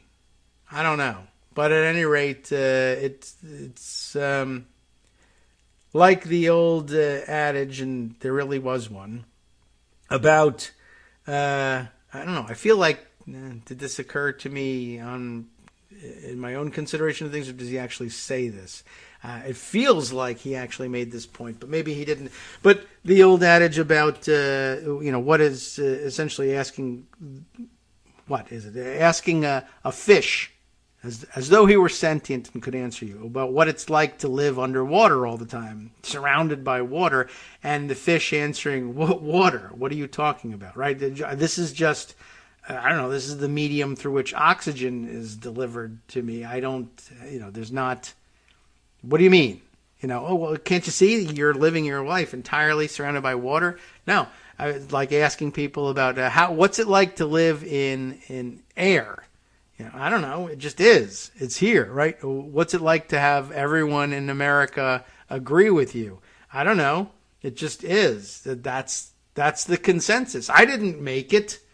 It just is that way. Everybody agrees with me because I'm right and I'm smart and I've figured out a great system, and it's democracy or capitalism or some combination of the two that everybody just sees as inherently right and good, and they all say they want to participate in it. So I'm allowing them to participate. Why wouldn't I allow them to participate? It's good for everybody. Let's all participate to a certain extent in democracy and freedom and capitalism or whatever. Anyway, when it should happen that people rise to a position of prominence, either politically, culturally, economically, whatever, and as it turns out, they say, now I can bust out the old stuff. We'll play the old hits, the things I believed before I fought my way up this ladder and preserved with me, and always hoped to discuss one day when I got to that place of prominence and cultural respect and influence that I could bring them out. And lo and behold, they are different than I made them appear on my way up past the gatekeepers, on my way up the ladder. And they look out and they say, it used to be, back in the old days, everybody was just nice to one another. We all agreed on that this was right and that was wrong, and it was so much easier to get along. And there used to be consensus, and consensus is a good thing, and it is, if it's real. And now we have conflict, and that, of course, by comparison to consensus, is a bad thing, which, maybe it is, or it certainly feels that way. Sometimes you lose conflicts. That's not new. That's new for white people. That's not great, right? We don't like that one. But tension and strife comes with this disagreement. Once we saw consensus, now we see conflict. That's a new thing. For many white men, including many who hold vast power and influence, Will continues, it feels, this is how it feels, right? We're still doing the CRT exercise in reverse. It feels like a bunch of malcontents espousing ideas that everyone previously agreed were radical. Now all these malcontents have forced their way past the gatekeepers and are now making everything complicated and unpleasant. Everybody's got a problem with everything. Oh my God, it sometimes happens that way, even for people who think they're very clever and looking below the surface, right? Oh, well, this is what's going on in the minds of white men, and then everybody else, including white women and people of color, etc. And then someone says, well, oughtn't you not to be saying it as non-males, non-white, non-males? Well, I see. The newfangled thing where there aren't two genders, right? Okay, well, and you grumble and groan about it. Or, maybe you want to be accommodating, but you forget, or you're just not used to it, or you don't know what the hell you're doing and how to say it. But it makes people say, well, I'm busy trying to be benevolent over here. What are you bothering me with this detail for, right? Now everything's so complicated. So it can affect everybody.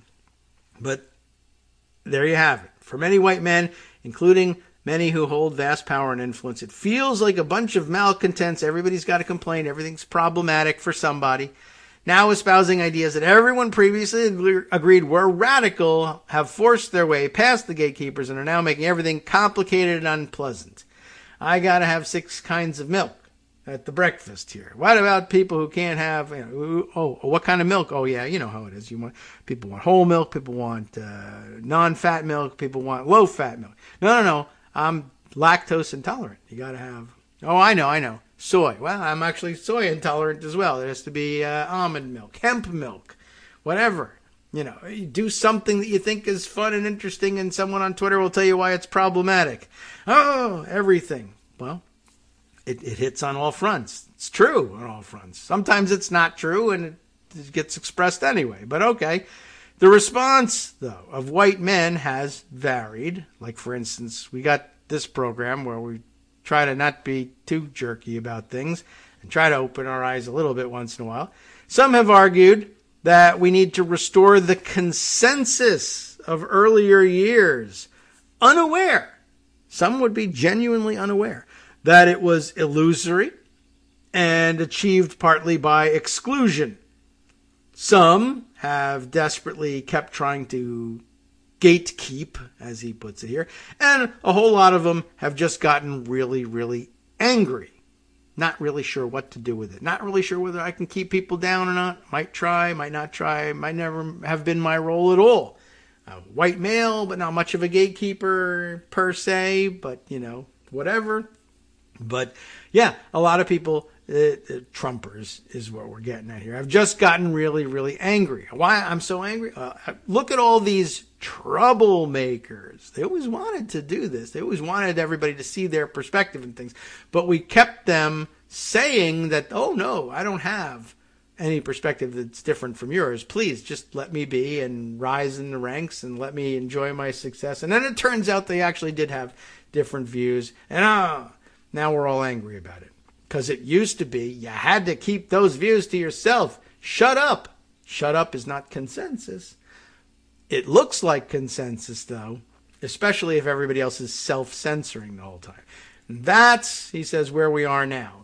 Remember how we were supposed to be trying to get here? Fine, I'll tell you what I think is going on.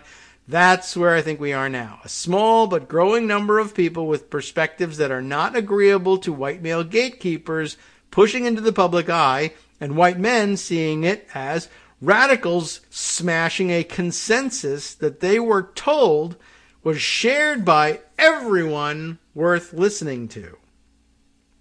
And I think it's not a coincidence that the figures and groups that attract the most obsessive ire, who are blamed for causing all the trouble, are also the figures and groups that seem to have most dramatically circumvented the gatekeepers. And he just tosses out a couple examples in his view here. Alexandria Ocasio-Cortez, Nicole Hannah-Jones, Black Lives Matter movement in general.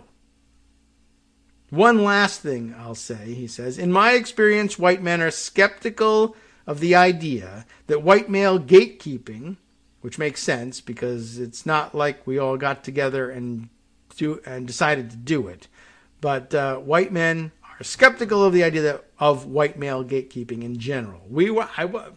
Not me. I wasn't doing it. I'm not particularly influential, you might say, or I never, on the basis of race or whatever it is. But lots of people, the ones if you're unfortunate enough to get in a discussion with a Trumper about the idea of white privilege, I worked my way, I grew up poor, I had no white privilege, and they don't see where it functions even for the poor and what it means to just scan as a white person to everybody else and be treated differently and never have anybody acknowledge this. And it doesn't always show up in the sense of privilege like, admission to the country clubs or the halls of power, but the question of whether you're stopped by police or whatever other things that just initially, the silent parts of it. If you're not stopped by police, you don't notice how often the police stop people, but only certain people. Anyway, he concludes here by saying, but women and people of color are often acutely aware that their ability to exist in elite circles depends on not challenging certain ideas and not rubbing powerful people the wrong way. I think everybody like innately understands that. But even white men will have some understanding of this, right? It's not everybody who controls everything. Not all white men control all levers of power. There are plenty that they don't control, that are controlled by, well, add in the extra factor here. White, okay, you'll get so far with that. Male, okay, you can get a little further with that. Rich, well, that helps an awful lot, and that changes things. That's a quantum leap. There are plenty of white males in society who feel like they've had doors closed on them and avenues closed off to them. That's just basically two methods of ingress that I've swapped. That doesn't expand anything as between doors and avenues, does it? The English professor is shaking his fist. Anyway, the point is there's plenty of opportunities that have been closed off for plenty of white men, too, and they say, see, there's no such thing as white privilege, or things are run by a different group of people or a smaller group of people, or maybe they even acknowledge that it's the rich that do it. So therefore, I've been downtrodden too, and in a certain way, through the exercise of the standing CRT on its head and looking at things differently, you could say, all right, I could see how you might come to that conclusion. Now, comparatively speaking, there's more to be said about that, but at least I can understand a little bit about where you're coming from. And so there you go. Now I've fulfilled the mission, right? I've reached out and found common ground and understanding. Now, whether or not they'll react to that well is an open question.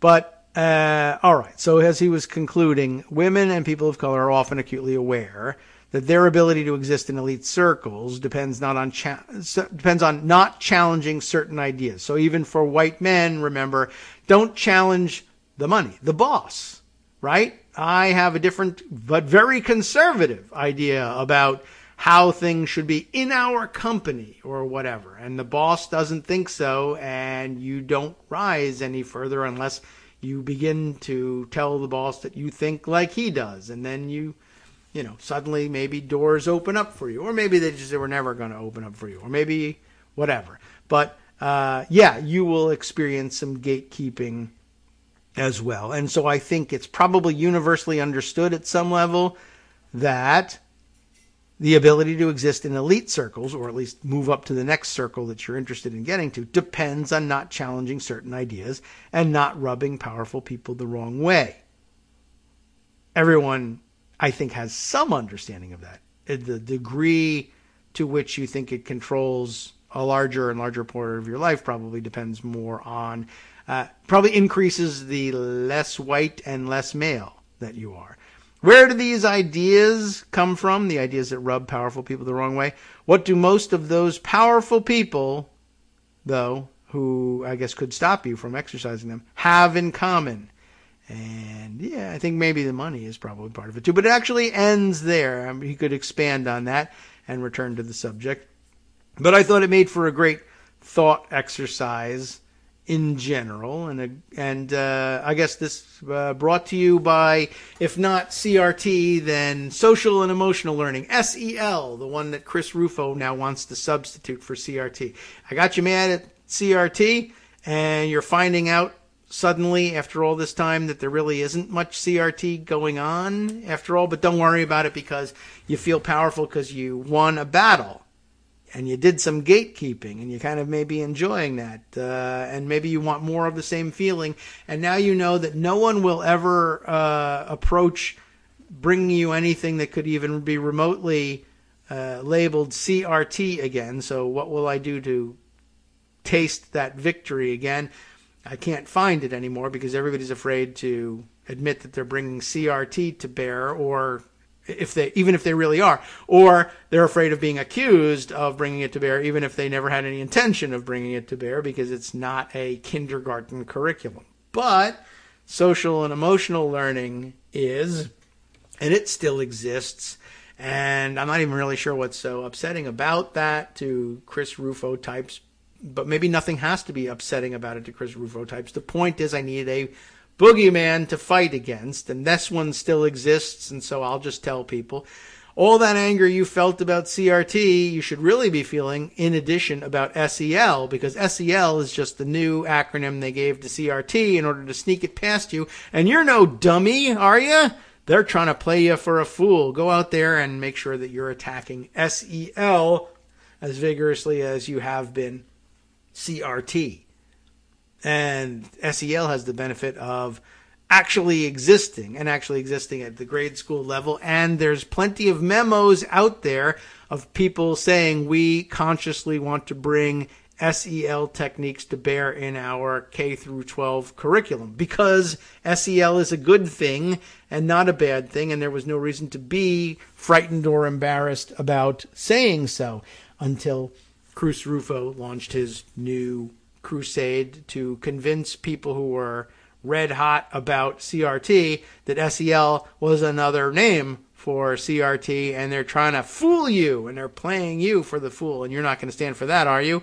And now we'll find out whether that works or whether it makes at least some portion of the people under his thrall say, I was all ready to actually relax and enjoy the victory. I had had enough.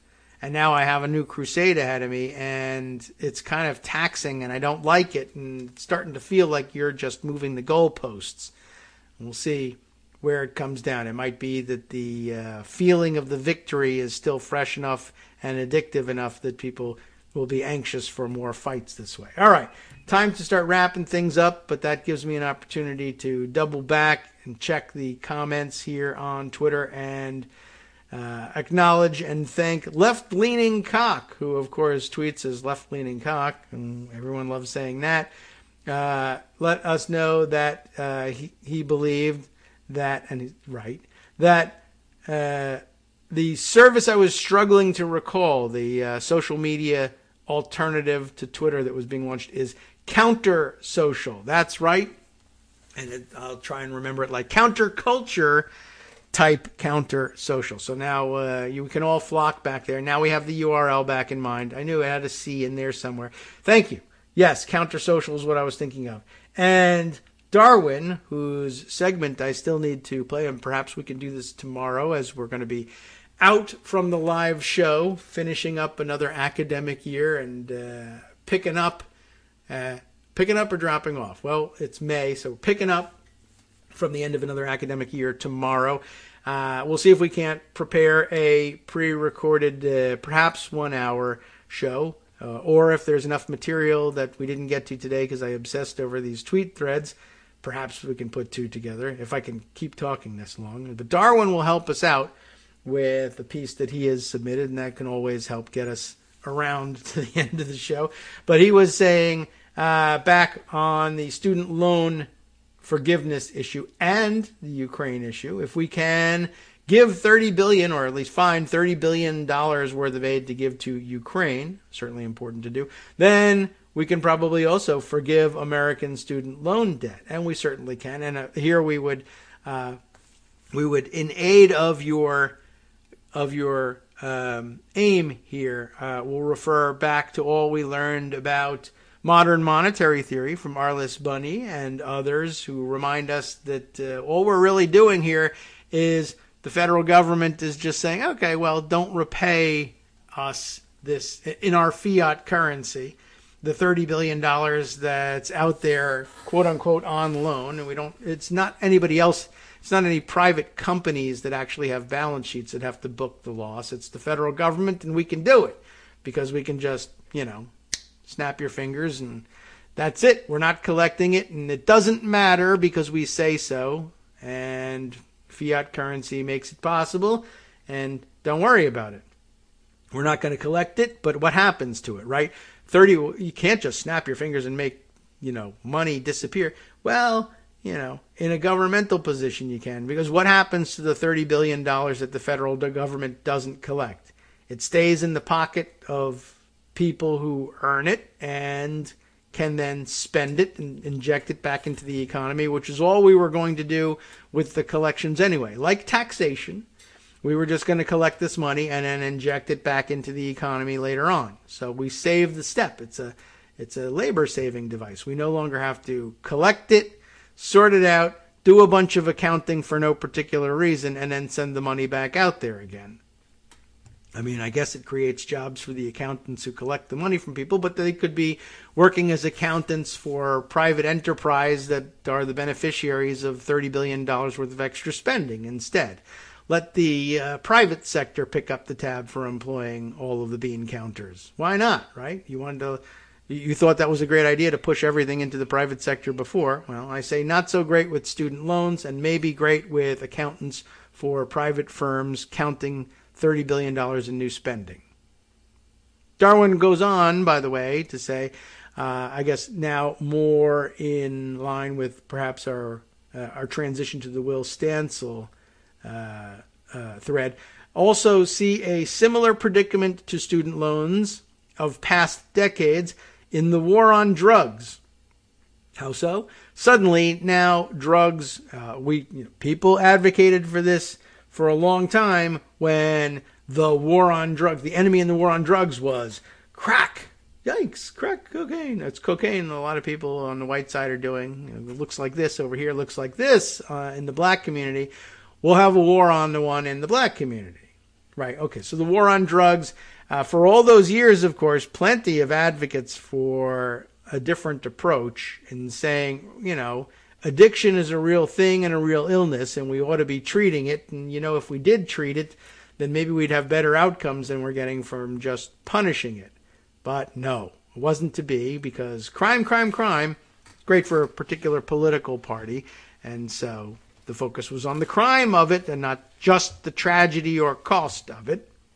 But the war on drugs, now that the drugs have once again reached the white community, they never went away, of course, but cocaine, I don't know, I guess just never fell out of fashion and nobody pointed at that one.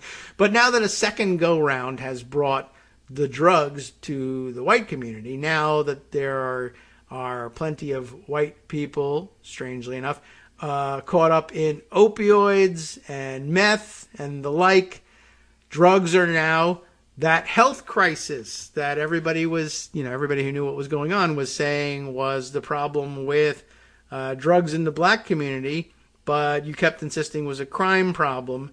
Now that it's come around and we've said, zero tolerance for drug offenders and 3 strikes and da-da-da, and now that the people being sentenced for, or potentially being sentenced for this would be white people and rural people in particular, as it turns out, well, now it's a health crisis.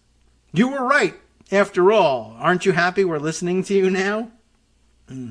But a good point and well stated. Okay, so thanks to everybody for their comments on these things. Time now for us to start wrapping things up. There's a couple other things we might want to share with you, but Greg warned me off of sharing the Washington Post. Not that particular, but maybe warned me off of discussing too much what might make it into the student loan forgiveness package before things become clearer. I had put aside a Washington Post piece on how Biden was weighing various possibilities, but perhaps we'll just wait it out and let things get closer to final before we start discussing the drawbacks and benefits to the various combination of policies that might get considered. Let's see. Other issues that we might be able to squeeze in or hint at, or maybe something that we can get on to if we're recording things for Tuesday. Well, mounting scandals fuel uncertainty over Madison Cawthorn's reelection, as reported in The Hill. We'll just note the number of problems he's suddenly discovered that he's got. And, of course, we noted last week, toward the end of the week, that it just, for all intents and purposes, looks to be Republicans who have had enough of him. And I guess maybe it was the cocaine and orgy thing that he accused them of doing, which sounded like a bit of a confession, perhaps. And that upset them a great deal. I guess that's the one thing you're not allowed to do. Overthrow the government, yes, that's fine. We're good with that. Reveal that we are a bunch of weirdos, drug addicts, and perverts, not so much. That we would rather you not reveal. But mounting scandals fuel uncertainty over Cawthorn's reelection. That flood of controversies surrounding Madison Cawthorn, including, by the way, I don't think we ever made actual mention of the surfacing of old-ish, he's not old enough for them to be really old old-ish compared, from his perspective, right? The air he breathes, the water he swims in. Old pictures of him on a cruise at some point before he was elected to Congress when he was 15. And I don't know, photo booth, you tell me what's going on. But he's basically, he's having a good time, taking pictures of himself and other party goers dressed in women's lingerie, which, people take such pictures, I guess, and it's supposed to be none of our business. And, one of the troublesome things that goes on, right, you take a moment to pause and say, well, that's ironic and strange and probably difficult for him to explain. And then, of course, you're admonished on Twitter by those who are, coming at it from a different perspective and say, that's the least terrible thing he's done. In fact, it's not even terrible at all. Don't give him grief about that. Well, I don't want to necessarily give him grief about that. I just want to give him grief, period. And I think that will bother him that people say these things about him, and that's a good thing, right? But we just want him gone. At any rate, that's one of many things that have piled up on him, and apparently this flood of controversies, as The Hill puts it, shows no sign of ceasing just weeks before his May 17th primary, raising questions as to whether he can avoid a runoff despite being one of the highest profile freshmen in the House. It would be good riddance, of course, to get rid of him. He's got opposition. Tom Tillis, of course, from his Senate seat is working against him. But May 17th, that's only, 2 weeks from tomorrow. Wouldn't it be something if 2 weeks from tomorrow we found out that Madison Cawthorn's future in Congress was non-existent? Who knows what he'll go on to do after that, but it would be nice to be rid of him there anyway. From networksradio.com. You have been listening to Kagro in the Morning with David Waldman. All right, that means it's time now for the West Coast Cookbook and Speakeasy with Justice Putnam, and he'll bring you, he's got any number of things he can draw on today because we didn't get to anything. See what he's got on tap? Black doctors say they face discrimination based on race, and here they have got the education and everything. Can't believe it. Guess it really is a problem. Next.